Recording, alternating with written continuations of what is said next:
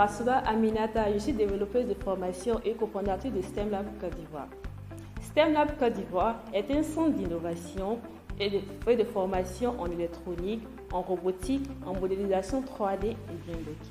Je suis Véhi Sévérin, je suis électromécanicien de formation. Je suis également cofondateur de STEM Lab Côte d'Ivoire, qui est un centre de formation basé à Cogodi.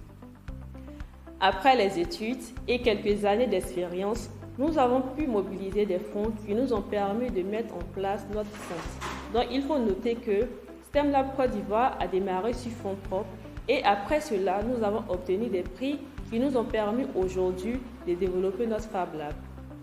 Comme défi rencontré, le manque de connaissances en STEM, parce qu'en Côte d'Ivoire, les jeunes ne sont pas informés de ce domaine-là. Également, la location des salles et l'achat des matériels. Concernant les matériels, il faut noter que les matériels coûtent assez cher et sont très souvent importés. Nous avons démarré en mars 2023 et de mars 2023 jusqu'à aujourd'hui, nous avons initié plus de 500 enfants à tout ce qui est métier STEM et nous avons formé à temps plein plus de 100 enfants. Et nous avons mis en place plusieurs systèmes, notamment un système d'irrigation connecté via un smartphone qui permet de déclencher l'irrigation à partir d'un téléphone portable. Nous avons également mis en place un système de détection de fuite de gaz, un système d'alarme en cas d'inondation, des lunettes connectées qui permettent à des non-voyants de pouvoir marcher de manière assez relaxe. Donc, voici la lunette qui est là. Lorsque le non-voyant porte la lunette à 1 mètre d'obstacle, une alarme est déclenchée qui permet de signaler qu'il y a des obstacles, donc le non-voyant peut dévier.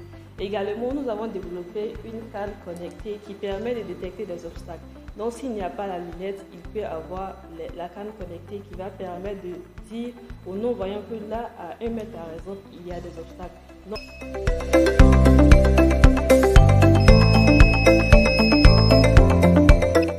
En termes d'action sociale, nous avons différentes formations que nous dispensons qui sont vraiment accessibles et pas à tout le monde.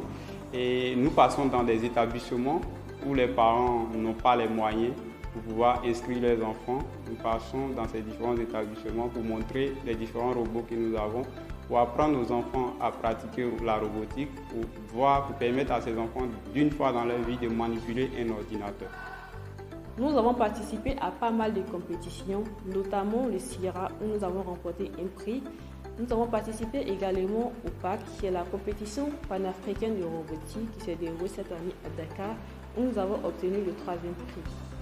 Les objectifs visés à travers notre programme, c'est dans un premier temps faire en sorte que les enfants aient des compétences techniques et pour qu'ils puissent parler le même langage technique que les jeunes Chinois, que les jeunes Américains.